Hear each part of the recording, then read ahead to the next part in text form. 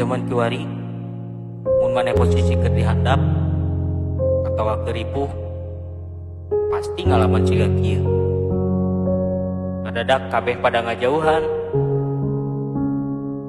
kabeh pada ngajebengan, pasti sok ngarasa leungiteun.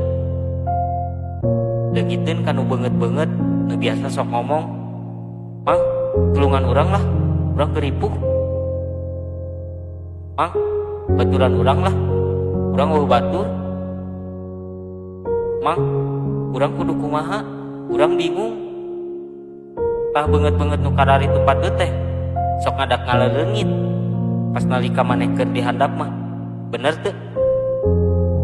Teuing kamarana, teuing nyumput di jero sumur, teuing tapa di guha siluman, atawa teuing keur sare bari di headset, teuing tah. Atawa meureun keur nyuhan handapkeun caringin kitu.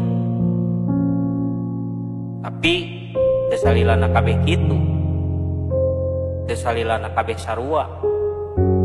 Matak urang sok ngarasa bangga euy, kamaraneh sok aya keut-hayat kumaha wae oge. Rek keur susah, rek keur senang, rek keur riweuh atawa keur nyalse. Nuhun lur, maneh geus aya wae.